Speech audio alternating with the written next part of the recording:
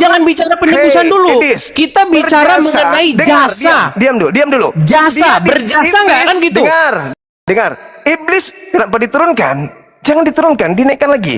Iblis disebut pahlawan, iblis disebut berjasa karena ente Edis dan Kristen lainnya selamat karena kematian itu, karena penyaliban itu. Ada nggak umat Islam selamat karena Nabi Muhammad diracun? Kau itu ilmumu masih begitu, nggak pernah berubah kau itu. Sudah dibilang jago lawan Edis. Kau sama saya logikamu itu logika anak TK di depan saya. Beranalogi yang tidak nyambung. Kalau Nabi Muhammad diracun, akibat diracun dosa kami umat Islam ditebus, ya berarti berarti Zainab ini berjasa di dalam meracuni Nabi. Memang kau itu dari dulu, makanya kau kabur ke luar negeri karena kalau berdebat denganku, kau tidak pernah menang.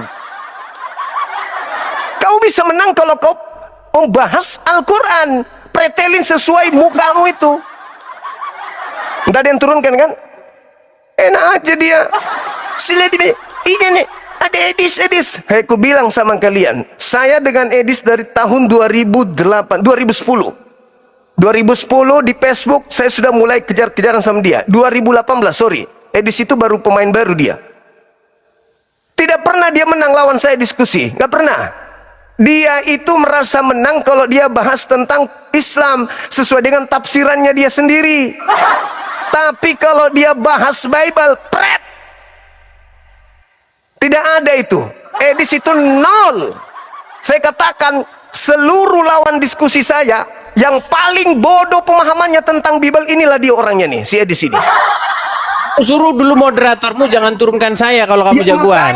Jangan ngeyel. Sekarang saya tanya samamu, dengar. Kenapa kan? Kita bicara dulu tentang jasa, berjasa. Kau jangan bilang penebusan dulu, berjasa dulu. Dengarkan, apakah orang kau kan mengatakan bahwasanya iblis berjasa. Kita ngomong dari berjasa dulu, berjasa. Jangan ngomong penebusan. Pakai ini dulu. Dengarkan saya. Setelah saya bicara, kau bicara. Oke? Dengarkan. Kau mengatakan bahwasanya Zainab berjasa. Apa jasanya Zainab untuk kami umat Islam? Sabar dulu. Apa jasanya Zainab untuk kami? Ketika Zainab itu meracuni Nabi Muhammad, apa jasanya? Kami masuk surga? Dosa kami ditebus? Tidak ada sama sekali. Jangan dibisu-bisukan. Nih, tangan saya angkat ya. Gantian. Saya ngomong tangan saya angkat nih. Gantian. Dengar. Perhatikan, tangan saya angkat terus. Bandingkan dengan Kristen. Dengarkan. Bandingkan dengan Kristen. Dengar. Iblis menyalib Yesus. Kalau kau diskusi jangan suruh bisu-bisukan. Kalau mau diskusi jangan bisukan. Ayo. Anda diam, tidak apa-apa. Anda diam. Silakan. Habis itu Anda bicara. Nih, tangan saya di sini ya, tangan saya di sini. Yuk. Moderator jangan dibisukan. Dengarkan. Berbeda dengan Kristen. Iblis menyalib Yesus. Apa akibatnya untuk Kristen? Dosa Kristen ditebus. Masuk surga Kristen itu karena penyaliban. Berarti iblis adalah pahlawannya Kristen. Silakan. Sudah bisa saya bicara? Silakan. Baik, suruh moderatormu gak usah ketakutan sama saya. Jangan dibisukan. Makanya jangan nyerocos karena suaramu juga keras. Silakan. Baik. Silakan. Jadi begini Juma. Kalau bicara kita satu-satu dulu. Tadi kan kamu ngomong masalah berjasa. Jangan penebusan dulu. Kita kelarin dulu berjasanya. Silakan. Nah, menurut kamu karena iblis dan melalui tangan orang-orang Farisi menyalibkan Yesus, maka iblis berjasa, betul? Itu logikamu kan? Terus. Baik. Berarti saya pun akan menggunakan logikamu karena perempuan Yahudi yang meracun Muhammad membuat Muhammad mati syahid masuk surga. Berarti menurut logikamu maka perempuan yang menyalib Muhammad yang membuat Muhammad mati syahid masuk surga itu berjasa dia. Dia juga berjasa. Karena melalui tangan dialah keselamatan Muhammad masuk surga terjadi. Makanya saya bilang logikamu udah nggak waras. Kemudian yang kedua, Yang kedua. Satu dulu. Oh, silakan. Silakan. Yang tidak waras itu ente. Kalau Nabi Muhammad masuk surga karena dia diracun, berarti Yesus masuk surga karena disalib. Ini Bisa kita saya jawab? berbicara. Tunggu dulu. Ini kita berbicara mengenai umat Islam. Bukan berbicara mengenai Nabi Muhammad dan juga mengenai Nabi Yesus. Bukan. Ini kita berbicara Islam dan Kristen. Apa efeknya untuk Islam ketika Zainab meracun Nabi Muhammad? Apa efeknya untuk kami? Ada untuk nebus dosa kami?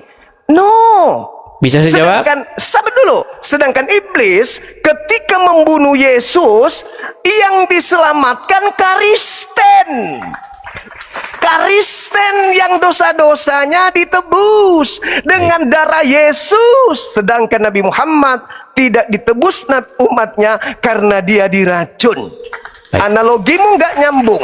Sekarang pertanyaan saya, karena Kristen diselamatkan akibat iblis merasuki Yudas, maka mau tidak mau kau harus berterima kasih kepada iblis yang telah berjasa menyalib Tuhanmu sehingga dosamu ditebus. Sampai sini kau sudah paham? Baik. Nah, silakan. Baik, saya tanggapi. Silakan. Jadi pertama Juma, saya membuat logikamu itu yang tadi yang pertama karena kamu berpikir demikian. Karena menurut kamu, iblis melalui tangan orang-orang Farisi menyalibkan Yesus dan terjadi keselamatan, maka iblis berjasa. Itu logikamu. Nah, saya balikan logikamu yang salah itu kepada agamamu sendiri. Berarti perempuan Yahudi yang telah meracun Nabi, dan karena hal tersebut Nabi syahid masuk surga, maka menurut pola pikirmu, maka perempuan Yahudi yang meracun Muhammad tersebut berjasa membuat Muhammad masuk surga. Logikanya harusnya bukan seperti itu. Logikanya salah, Juma. Logikanya begini. Menurut umat Islam, Muhammad syahid bukan karena diracun oleh perempuan Yahudi, melainkan karena keimanannya, melainkan karena dia menjalankan perintah Allah sampai pada matinya. Itulah yang membuat Muhammad diselamatkan, bukan karena diracunnya itu. Perempuan tersebut tidak berjasa membuat Muhammad masuk surga. Itu logika yang benar. Nah, sama seperti pada peristiwa penyaliban. Ya, orang-orang Farisi yang tentu saja dikuasai oleh iblis menyalibkan Yesus. Oke? Nah, apakah mereka patut mendapatkan penghargaan atau hukuman? Tentu hukuman. Karena mereka melakukan itu motivasinya adalah jahat. Nah, sekarang begini. Kamu ini bukan menyerang, saya jawab ya. Kamu bukan menyerang apa yang diimani oleh orang Kristen. Tetapi kamu menyerang hayalanmu yang seolah-olah itu diimani orang Kristen. Makanya kamu melakukan strawman argumen. Kamu menyerang argumen kamu sendiri. Dengarkan. Keselamatan itu bukan terjadi di penyaliban. Keselamatan itu terjadi pada kesetiaan dan ketaatan Tuhan Yesus kepada Bapa di surga. Makanya oleh karena ketaatan satu orang, perhatikan ini. Ini poinnya, biar kau nggak nyerang argumenmu sendiri. Kau nggak menyerang Kristen, kau menyerang hayalanmu. Dengarkan. Bagaimana keselamatan itu terjadi? Oleh karena pemberontakan satu orang yaitu Adam, maka semua manusia jatuh ke dalam dosa. Oleh karena ketaatan satu orang yaitu Yesus, kesetiaan Yesus yang tidak berbuat dosa, ketaatan Yesus kepada Bapa di sorga, sampai disalibkan pun dia tidak melakukan pelanggaran dan kejahatan. Jadi pada waktu peristiwa penyaliban itu, disitulah tugas Yesus selesai. Makanya kesetiaan Yesus itu yang menyelamatkan. Jadi yang menebus kami, ya, yang membenarkan kami itu adalah karena Yesus setia dan taat sampai mati di kayu salib. Gantian. Silakan. Jadi yang menyelamatkan kami adalah karena Yesus setia. Kamu baca di dalam 2 Korintus. Suruh nanti mau datang, jangan turunkan saya ya. 1 Korintus 15 nomor 7 kamu baca. Ya, silakan baca. tanpa kebangkitan, sia-sialah imanmu dan kamu masih hidup di dalam dosa. Jedor. Tanpa kebangkitan berarti tanpa penyaliban. Tidak mungkin bangkit tanpa disalib. Kalau cuman taat doang Yesusnya, taat, maka kamu masih tetap hidup di dalam dosa. Keahlianmu itu memanipulasi keadaan. Jangan kau bawa di depanku, saya nggak pakai. Satu hal yang perlu kau sampaikan samamu. Ini sudah ketiga kalinya aku bilang. Yang diselamatkan di sini bukan Nabi Muhammad, bukan Yesus, tapi kamu sebagai orang Kristen. Kamu tidak akan selamat kalau Yesus tidak disalib. Harus disalib dulu supaya kamu diselamatkan. Nah, sekarang siapa pelaku penyaliban ini? Kamu sendiri menjawab, iblis. Jangan ingkari itu. Iblis yang menyebabkan penyaliban terjadi. Dengan kata lain, iblis berjasa atas keselamatan kalian. Coba Anda baca di dalam kitab yang saya sajikan.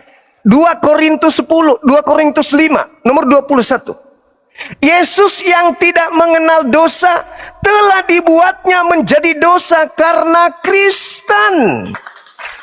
Itu dalil. Harus Anda akui itu. Jangan Anda tidak mengakui itu. Tanpa iblis, dosa Kristen tidak ditebuskan. Ingat, kamu sendiri mengakui dan viral bahwa rekayasa iblislah sehingga penyaliban itu terjadi. Apa akibatnya? Pertumpahan darah. Setelah penumpahan darah, Kristen diselamatkan. Nah, maukah Anda mengatakan bahwa tanpa penyaliban orang Kristen bisa selamat? Baik. Kasih Saya dalil. jawab ya. Kasih dalil, Baik. silakan. Baik, terima kasih. Jadi kalau mau diskusi yang bagus cuma. Selama diskusinya Alah, motifnya jangan bagus. ajarkan saya, jangan ajarkan saya. Tenang. Tadi kan kamu Jangan udah ngomong, ajarkan saya saya. boleh ngomong? Ya silakan. Dewasa dikit lah. Ya, kita nggak ajarin usah kau mereka. ajarkan saya karena diskusi dari tadi bagus. Ngapain Baik. kau lagi? Baik. Kenapa moderatormu tadi nurunin saya? Lah, enggak tahu. Kenapa tanya saya? Ya makanya ajarin dulu, jangan ketakutan. Baik. Karena kamu pada saat Jadi, saya ngomong kau boleh juga saya ngomong. sekarang bicara? Ya, silakan. Saya sekarang Makanya udah boleh bicara? Jangan bikin gerakan tambahan, diskusi aja. Baik. Diskusi aja. Baik, dia ketakutan dia. Baik. Loh, Jadi cuma apalah poin ketakutan? Yang lihat takut tuh, itu kalian yang lihat sendiri lari bagaimana keluar. dia takut kalau saya ngomong kan? Bilang jangan Tadi dia bikin bicara, gerakan saya diam. tambahan. Diam. Tadi dia bicara, saya diam. Diam, Edis, diam. Saya bilang jangan bikin gerakan tambahan. Kita diskusi aja. Sudah cukup Kamu bicaranya? yang lari ke luar negeri karena kau yang takut. Sudah cukup bicaranya? Ya sudah, jangan bikin gerakan tambahan, oke? Sudah Janji? bisa saya sekarang bicara? Janji nggak bikin gerakan tambahan? Oke, baik. Fokus Oke, kita. gitu dong. Nah, silakan. Karena kamu takut kalau saya ke situ. Nah, Baik. itu gerakan tambahan lagi. Udah bisa Siapa sekarang yang saya bicara? takut? Itu yang lari ke luar negeri itu yang takut. Ku bilang jangan. Udah bisa sekarang bikin saya bicara? Jangan bikin gerakan tambahan, ku bilang. Sudah bisa bicara sekarang? Jangan bikin gerakan tambahan. Baik. Jadi poin Itu pertama bahwa silakan. iblis berjasa, logika jomplangnya Juma sudah saya patahkan. Logika kedua bahwa di dalam penyaliban terjadi keselamatan itu juga sudah saya patahkan. Sekarang yang ketiga.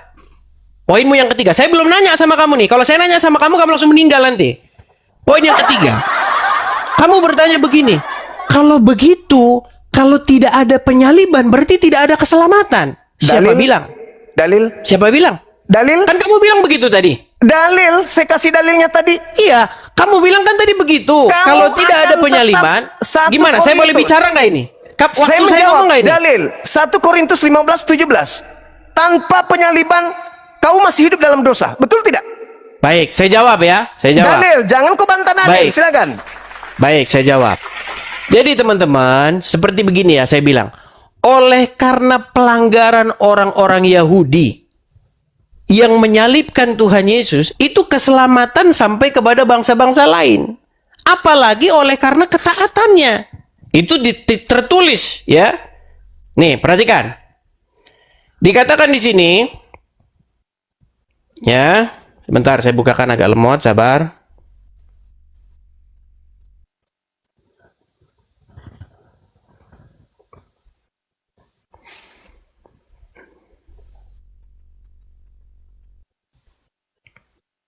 Nih.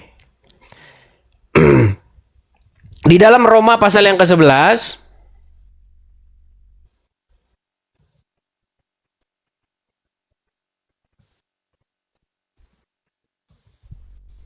di sini dikatakan begini ya. Sebab jika pelanggaran mereka, maksudnya pelanggaran orang-orang Yahudi, berarti kekayaan bagi dunia, dan karena kekurangan mereka, maka kekayaan bagi bangsa-bangsa lain, terlebih-lebih lagi karena kesempurnaan mereka. Jadi orang Yahudi sekalipun menolak Yesus, itu menjadi berkat bagi bangsa-bangsa lain. Berita Injil itu disampaikan kepada bangsa-bangsa lain. Apalagi karena ketaatan atau karena orang Yahudi mendengar Yesus. Karena melanggar saja loh, melanggar saja. Berkat itu sampai kepada bangsa lain. Apalagi kalau orang Yahudi pada waktu itu menerima Yesus. Nah, sekarang poinnya, 3 poin sudah saya jawab semua. Masalah iblis kamu bilang berjasa, sudah saya patahkan. Berarti menurut logikamu, kalau iblis berjasa, artinya perempuan yang meracun Muhammad harus diberi penghargaan oleh Allah Subhanahu wa Ta'ala. Karena apa? Karena telah meracun Muhammad.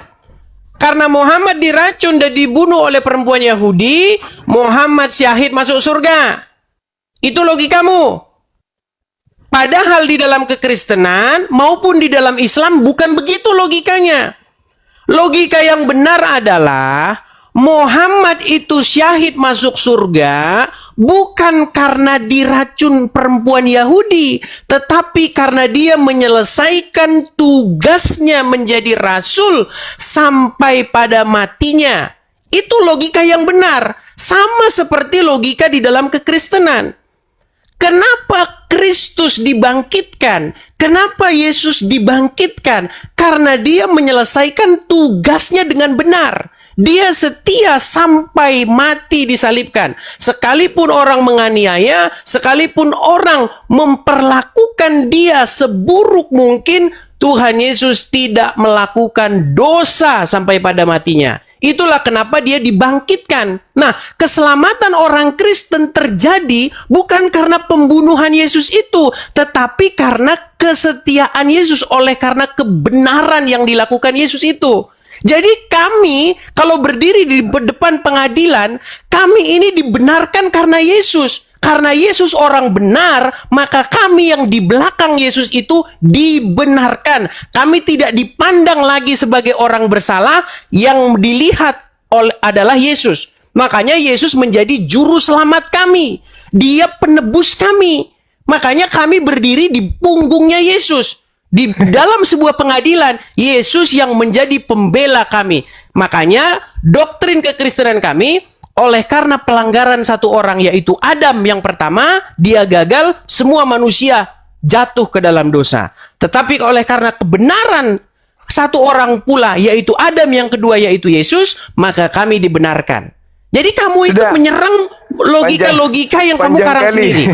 Kemudian yang terakhir, yang terakhir, kamu mengatakan bahwa keselamatan orang Kristen itu juga karena pertobatan, karena melakukan perbuatan baik dan lain sebagainya. Itu betul. Karena barang siapa yang sudah ditebus oleh Yesus, itu menjadi milik Yesus. Nah, orang yang menjadi milik Yesus, orang yang menjadi kepunyaan Yesus, itu melakukan apa yang Yesus suruh. Berkhotbah. Begitu. Nah, itu kekristenan. Saya belum bertanya sama kamu ya. Saya belum bertanya sama kamu. Nanti kalau saya bertanya sama kamu, kamu meninggal di tempat kamu. Nah, silakan. Silakan kau bertanya sekarang kalau gitu. Nah, udah clear ya? Iya, udah clear. Kau bertanya. Ya, sekarang sudah clear.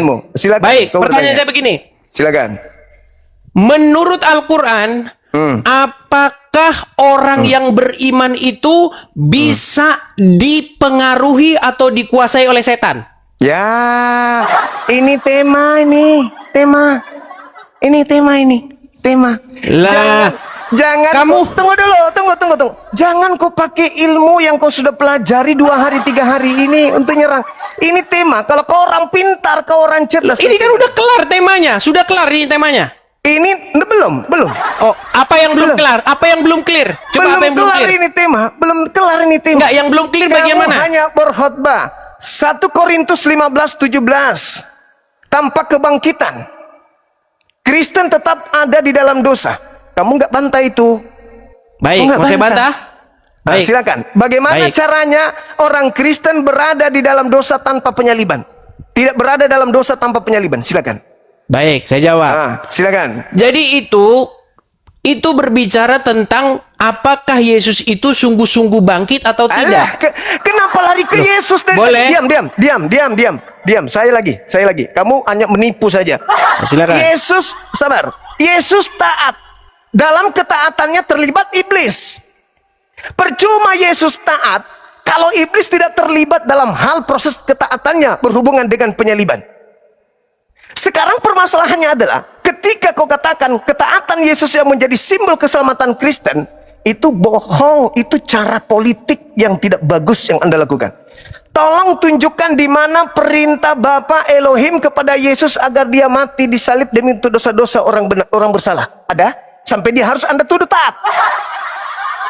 Ada Yesus menerima perintah bunuh diri lo. Kamu sudah mulai absurd nih. Seranganmu udah mulai nggak jelas nih. Tunggu. Atau kamu kurang istirahat atau bagaimana? Saya menanggapi pernyataanmu yang mengatakan Yesus taat sampai mati di atas tiang salib. Taat kepada siapa? Kepada iblis. Kepada Bapa di surga yang Tolong mengutusnya. tunjukkan dalilnya membunuh orang benar itu menjadi perintah Bapa untuk menyelamatkan orang-orang Kristen. Memang siapa yang memerintahkan untuk membunuh? Lalu Yesus taat kepada siapa? Kepada Bapa di surga. Mana dalilnya ketaatannya kepada perintahnya agar mati untuk orang-orang berdosa? Baik, saya jawab. Mana Jadi dalilnya? begini Juma. Jangan. Baik. Dalil. Baik. Jadi kamu berpikir bahwasanya Bapa di surga memerintahkan orang-orang untuk membunuh Yesus, begitu? Memerintahkan Yesus untuk mati. Dan Yesus siapa yang memerintah? Siapa yang memerintahkan demikian? Kamu bilang tadi Yesus taat kepada Bapa. Yesus taat kepada Bapa supaya apa? Melakukan apa yang diperintahkan. Apa yang diperintahkan? Memberitakan kebenaran. Mana perintahnya Bapa untuk mati orang benar ini demi orang berdosa? Mana perintahnya? Itu logikamu sendiri.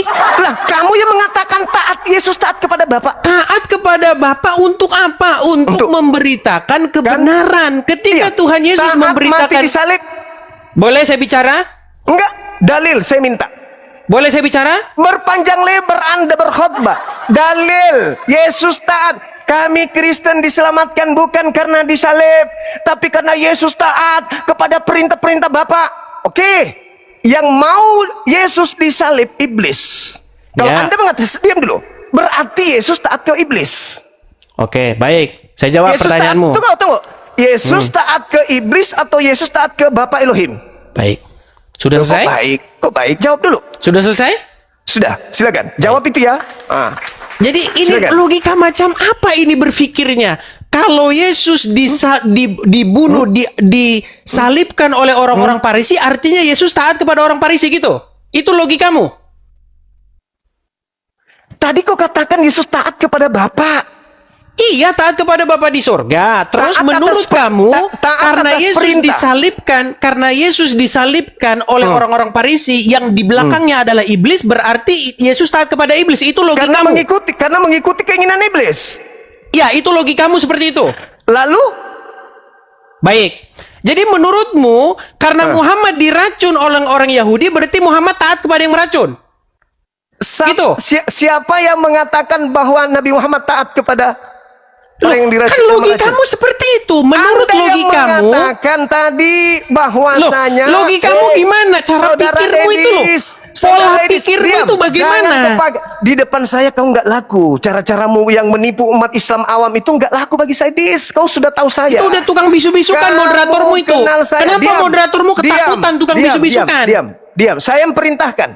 Diam. Ketakutan dia kalau saya ngomong. Saya perintahkan. Dengarkan saya. Edis, dengarkan saya. Mumpung kau lagi di luar negeri. Bebas kau berhujat. Dengarkan. Silakan. Kamu membantah keselamatan Kristen karena salib. Dengan mengatakan, Yesus itu, kami Kristen tidak selamat karena salib. Tapi karena ketaatan Yesus terhadap perintah Bapa. Sedangkan kamu sendiri mengakui penyaliban itu keinginan iblis. Yesus taat terhadap salib. Yesus taat terhadap iblis. Kau ingin membantah itu? Boleh, boleh, boleh. Tapi tunjukkan di mana Bapak mau Yesus disalib orang benar, mati untuk menebus orang bersalah. Bapak perintahkan itu di mana? Jangan kau putar lidah. Ingat, kau lagi berhadapan dengan saya, bukan dengan umat awam. Oke. Silakan. Sudah, bisa saya jawab? Silakan. Baik. Makanya kamu cocok diskusinya sama Rudi Yohanes kamu. Kamu sama jangan orang-orang. jangan Gimana? bikin Saya boleh gerakan ngomong nggak? tambahan. Ketika saya ngomong, kenapa kamu Jangan panik? bikin gerakan tambahan. Boleh nggak saya ngomong? Boleh nggak saya Jangan ngomong? bawa-bawa orang. Kamu aja dengan saya. Kamu aja dengan saya. Nggak usah kau lebay di sini. Di Indonesia, andaikan kau masih di sini, kau nggak laku. Di Indonesia kau nggak laku. Di luar negeri kau laku karena kau penghujat kelas kakap. Sekarang kau bicara.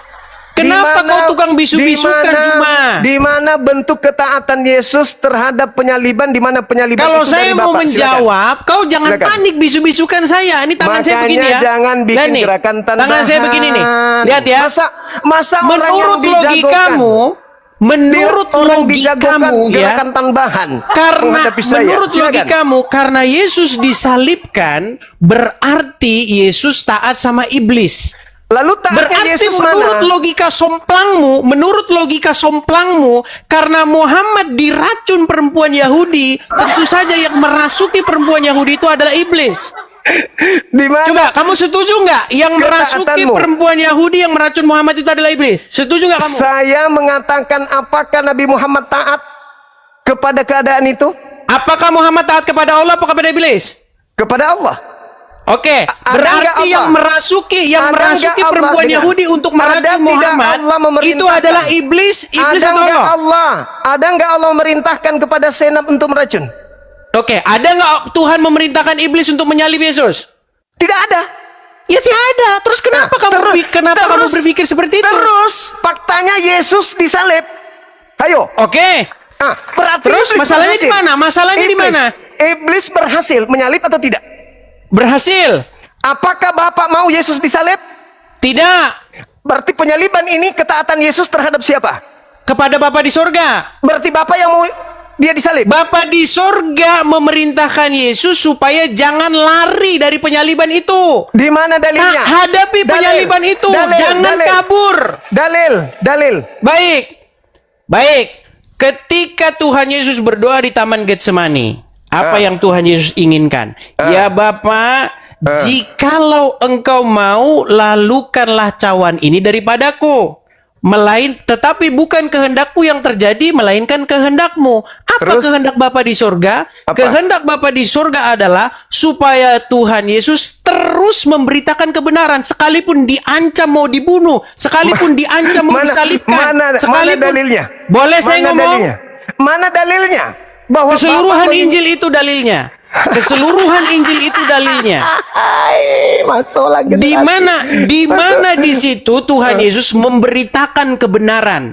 Hai ahli-ahli Taurat dan orang-orang Farisi, hai ular-ular beludak, dan seterusnya dan seterusnya. Ketika Tuhan Yesus memberitakan kebenaran, orang-orang Yahudi ahli Taurat itu mengancam akan membunuh Yesus. Apakah Tuhan Yesus berhenti? Tidak. Apakah Tuhan Yesus takut? Baca seluruh Injil. Baca seluruh Injil. Masa begitu? Baca seluruh Al-Quran. Ya sudah, cuma intinya poin pertama, poin ke-1, poin kedua sudah saya bantah dari kamu. Iya, bantah kosong. Giliran saya bertanya, kamu sanggup nggak kalau saya bertanya? Bantah kosong. Kalau saya bertanya, kamu sanggup nggak? Bantah kosong. Kalau saya bertanya, kamu... Bantah, malu dia, malu. Bantah kosong. Tengoklah teman-teman. Dia mau bertanya. Kenapa dia mau bertanya? Karena dia sudah terjebak dengan kebodohannya sendiri. Dia mengatakan bahwasanya Yesus, orang Kristen, diselamatkan bukan karena penyaliban, tapi karena taat kepada Bapa. Mana perintah Bapa agar Yesus disalib? Sampai Yesus tidak kemudian lari dari penyaliban. Ada perintahnya? Tidak ada perintahnya. Dengan kata lain, Kalau dia memaksakan keadaan itu, artinya Yesus taat kepada iblis. Maka tema ini menghasilkan bahwa orang Kristen harus berterima kasih kepada titik-titik S. Sebab ternyata Yesus pun taat kepada yang menginginkan penyaliban, yaitu iblis. Gimana teman-teman? Sudah lihat? Sudah lihat kemampuan Edis? Kalau berbicara Bible, sudah lihat kemampuannya? Kalian sudah pelototin apa yang Anda saksikan? Kalau Edis bahasa agamanya, sudah lihat?